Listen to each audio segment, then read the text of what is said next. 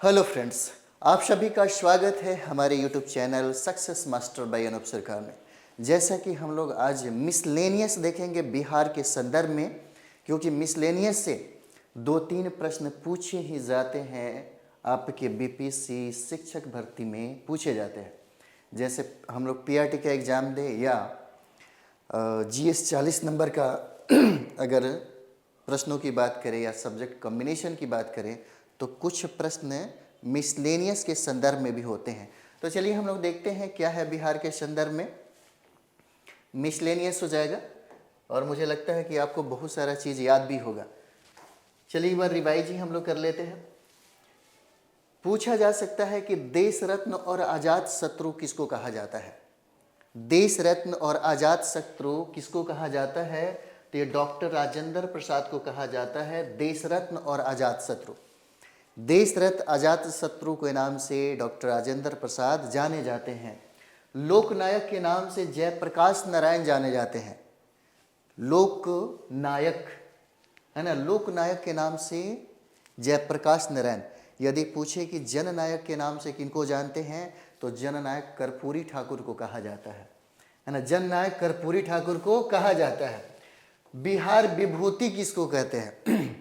बिहार विभूति किसको कहा जाता है? तो बिहार विभूति अनुग्रह नारायण सिन्हा को कहा जाता है, बिहार विभूति।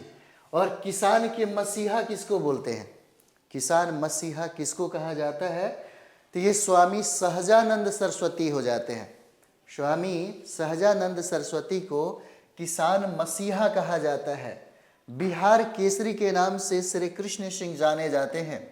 बिहार केसरी है ना, बिहार केसरी के नाम से श्री कृष्ण सिंह जाने जाते हैं। और बाबू साहब कहा जाता है सच्चिदानंद सिन्हा को। आधुनिक बिहार का पिता, आधुनिक बिहार के जनक सच्चिदानंद सिन्हा को कहा जाता है, यानी कि बाबू साहब सच्चिदानंद सिन्हा को कहा जाता है। और मैथिल कोकिल जो है यह विद्यापति को कहा जाता है।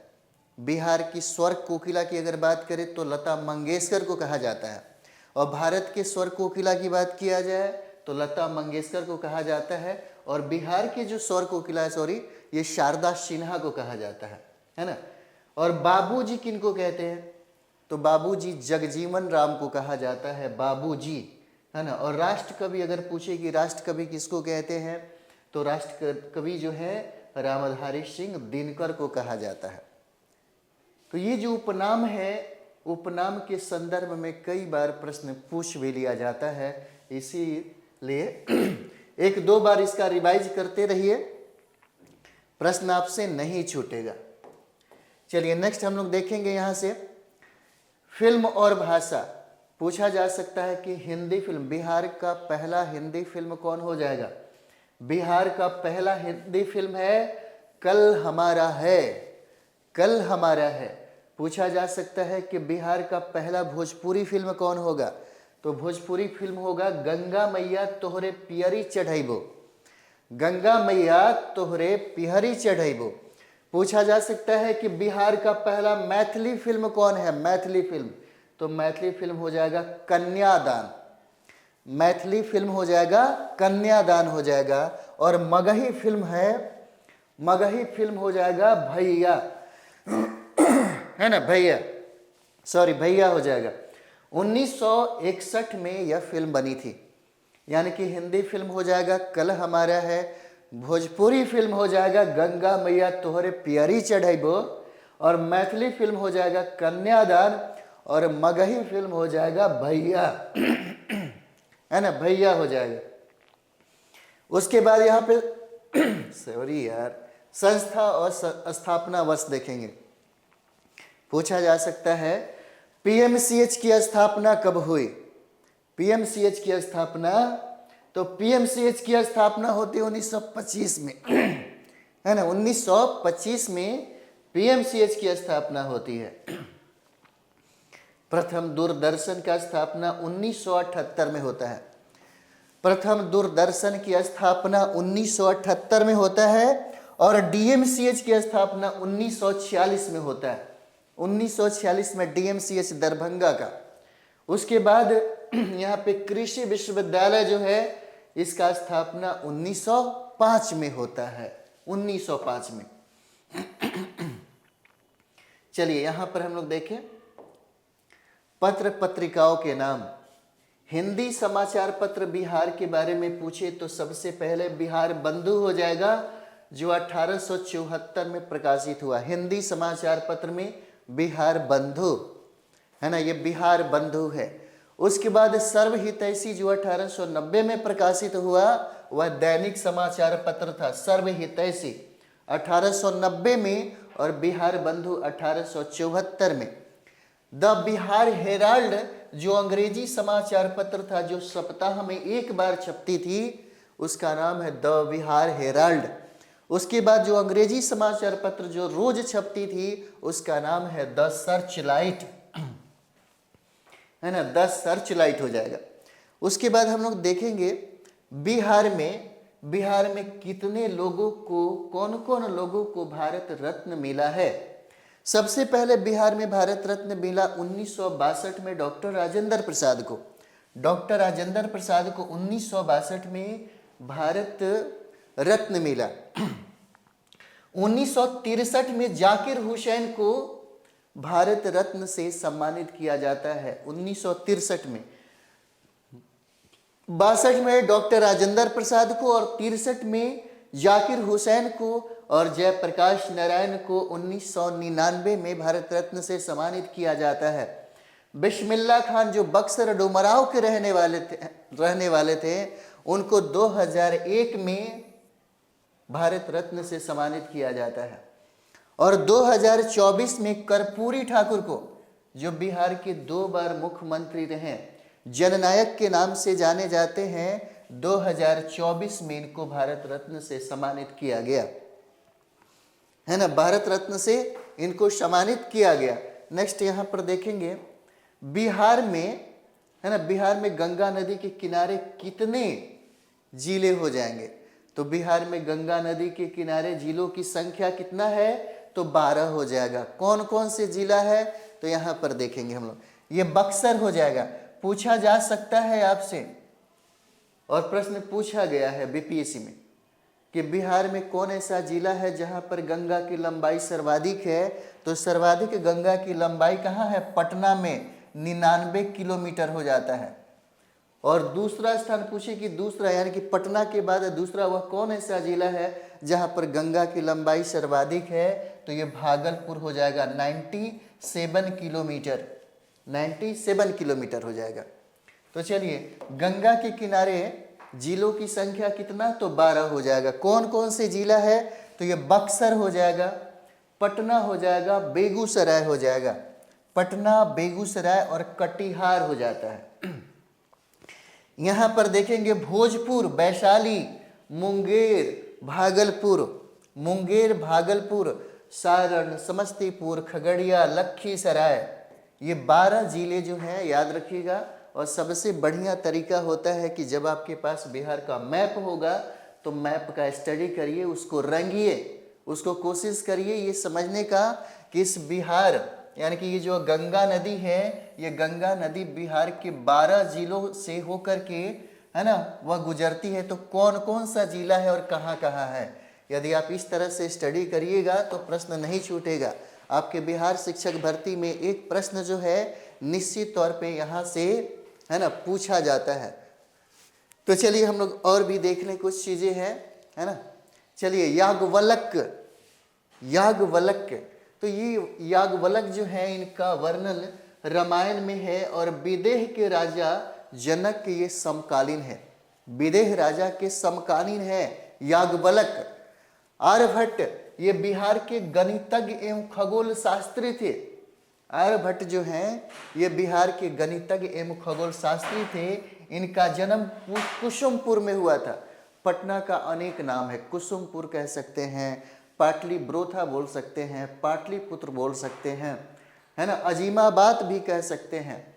तो इस समय खगोल शास्त्री गणितज्ञ जिनका जन्म कहाँ, कुसुमपुर में हुआ था, और उन्होंने बीज गणित की आधारशिला रखी थी।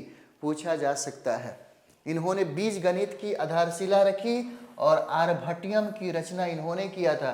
पूछा जा सकता है कि आर्यभट्टियम की रचना किसने किया, तो आर्यभट्टियम की रचना आर्यभट्ट ने किया और आर्यभट्ट का जन्म कहाँ हुआ? पाटलिपुत्र में। इन्होंने बीज गणित की आधारशिला रखी थी, बीज गणित की आधारशिला रखी और आर्यभट्टियम की रचना इन्होंने किया था।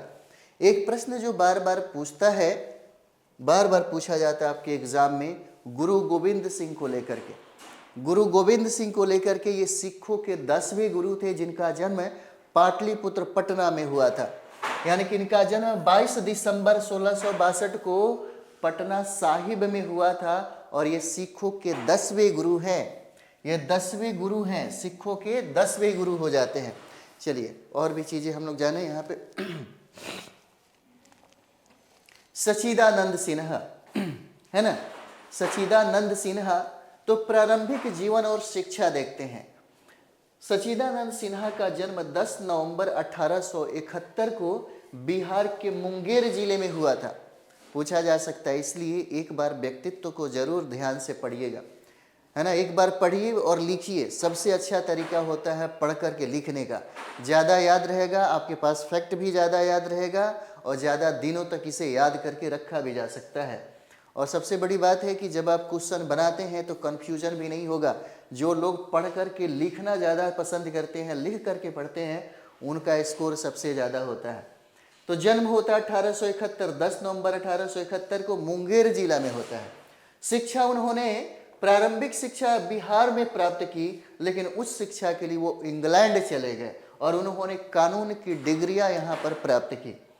राजनीतिक जीवन में देखेंगे तो भारतीय राष्ट्रीय कांग्रेस यानी सच्चिदानंद सिन्हा भारतीय राष्ट्रीय कांग्रेस के सदस्य थे और उन्होंने स्वतंत्रता संग्राम में सक्रिय रूप से भाग लिया। भारतीय राष्ट्रीय कांग्रेस के सदस्य थे, उन्होंने सक्रिय रूप से भाग लिया और भारतीय संविधान सभा के पहला अस्थायी अध्यक्ष भी बनते हैं 9 दिसंबर 1946 को। बाद में 11 दिसंबर 1946 को अस्थायी अध्यक्ष डॉक्टर राजेंद्र प्रसाद बनाए जाते हैं, है ना। और प्रथम भारतीय थे जिन्हें हाउस ऑफ लॉर्ड्स का सदस्य बनाया गया, किसको? डॉक्टर सच्चिदानंद सिन्हा को। यानी कि संविधान सभा, वे भारतीय संविधान सभा के अस्थायी अध्यक्ष थे, है ना, अस्थायी अध्यक्ष थे, बार बार पूछा जाता है। और संविधान निर्माण प्रक्रिया में महत्वपूर्ण भूमिका इन्होंने निभाई। संविधान सभा की पहली बैठक कब हुआ? 9 दिसंबर 1946 को और उसी समय अस्थायी अध्यक्ष नियुक्त किए गए इनको। और बिहार और उड़ीसा विधान परिषद के सदस्य थे और कई विधायी कार्यों में उन्होंने योगदान भी दिया था। इनका निधन हो गया 6 मार्च 1950 को। निधन हो जाता है 6 मार्च 1950 को निधन हो जाता है सच्चिदानंद सिन्हा का। उसके बाद जो बार बार प्रश्न पूछा जाता है मजहरुल हक से, मजहरुल हक से बार बार प्रश्न पूछा जाता है कि प्रारंभिक जीवन और शिक्षा। तो इनका जन्म 22 दिसंबर 1866 को बिहार के पटना जिला के ब्रह्मपुर गांव में हुआ था, है ना। ब्रह्मपुर गांव में हुआ था मौलाना मजहरुल हक का, और ये महात्मा गांधी के बहुत अच्छे मित्र भी थे।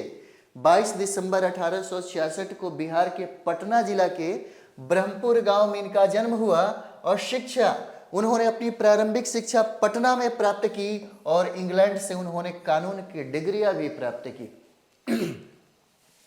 राजनीतिक जीवन में देखेंगे तो मौलाना मजहरुल हक भारतीय राष्ट्रीय कांग्रेस के सक्रिय सदस्य थे और उन्होंने होम रूल लीग की अध्यक्षता भी की।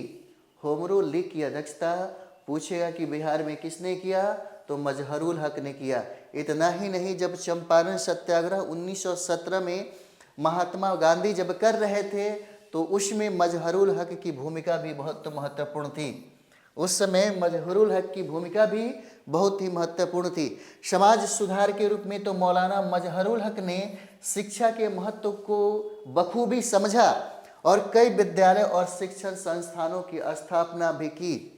मजहरुल हक का योगदान भी देखिए यहाँ पर। यहाँ पर है द मदरलैंड नामक पत्र का प्रकाशन किया और सदाकत आश्रम की नींव भी रखी। बहुत बार प्रश्न पूछा जाता है कि द मदरलैंड नामक पत्र किसने निकाला, किसने प्रकाशित किया, तो मजहरुल हक ने प्रकाशित किया। और इनको एक खैरू मियाँ ने दान में जमीन दिया था, जहां पर इन्होंने सदाकत आश्रम की स्थापना की। बाद में वही निवास स्थान बन गया डॉक्टर राजेंद्र प्रसाद का। वर्तमान में अभी कांग्रेस का वह ब्रांच है। इनका निधन होता है, मौलाना मजहरुल हक का निधन 2 जनवरी 1930 को हो जाता है। 2 जनवरी 1930 को मौलाना मजहरुल हक का मृत्यु हो जाता है ना। उसके बाद देखेंगे हम लोग जयप्रकाश नारायण। तो जयप्रकाश नारायण का प्रारंभिक जीवन और शिक्षा, यानी कि 11 अक्टूबर 1902 को बिहार के सारण जिले के सिताब दियारा में इनका जन्म हुआ था। कई बार प्रश्न पूछा है बीपीएससी के एग्जाम में, जयप्रकाश नारायण के बारे में हमेशा बीपीएससी 1-2 प्रश्न पूछ ही लेता है, क्योंकि इनकी भूमिका सबसे ज़्यादा 1942 के भारत छोड़ो आंदोलन में भी देखा जाता है ना। इन्होंने एक संगठन का निर्माण किया जिसका नाम है आजाद दस्ता, है ना। चलिए, जन्म 11 अक्टूबर 1902 को सारण जिला के सिताब दियारा में जन्म होता है। शिक्षा की बात किया जाए तो उन्होंने अपनी प्रारंभिक शिक्षा पटना में प्राप्त की। बाद में उन्होंने अमेरिका से राजनीति विज्ञान और समाज शास्त्र में डिग्री प्राप्त की। जयप्रकाश नारायण को लोकनायक के नाम से जानते हैं, लोकनायक जयप्रकाश नारायण। स्वतंत्रता संग्राम में भूमिका, क्विट इंडिया मूवमेंट, भारत छोड़ो आंदोलन, 1942 के भारत छोड़ो आंदोलन में उन्होंने महत्वपूर्ण भूमिका निभाई और समाजवादी विचारधारा के समर्थक थे। कई बार यह प्रश्न पूछा है। उन्होंने भारतीय समाजवादी पार्टी के संस्थापक सदस्य बने, भारतीय समाजवादी पार्टी के संस्थापक सदस्य बने और स्वतंत्रता के बाद का योगदान देखिए। विनोबा भावे ने भूदान आंदोलन प्रारंभ किया था। विनोबा भावे ने भूदान आंदोलन प्रारंभ किया, जिसका समर्थन जयप्रकाश नारायण ने किया। जेपी आंदोलन बहुत फेमस है, बिहार में जेपी आंदोलन बहुत ज़्यादा फेमस है। यानी कि 1970 के दशक में जब भ्रष्टाचार और राजनीतिक का असंतोष अपने चरम पर था, तब उन्होंने संपूर्ण क्रांति का आह्वान किया। और उस समय आपातकाल, जो इंदिरा गांधी के समय में यह सबसे ज़्यादा चरम बिंदु पर था, आपातकाल का इन्होंने 1975 में जोरदार तरीके से विरोध भी किया। संपूर्ण क्रांति पूछा जाता है। और जयप्रकाश नारायण का निधन 8 अक्टूबर 1979 को पटना में निधन हो जाता है। पटना में इनका निधन हो जाता है। तो मिसलेनियस से प्रश्न पूछे जाते हैं बिहार के संदर्भ में, अगर हो तो बिहार के संदर्भ में ही पूछे जाएंगे आपके बिहार शिक्षक भर्ती से। तो ये प्रश्न गलत नहीं होना चाहिए।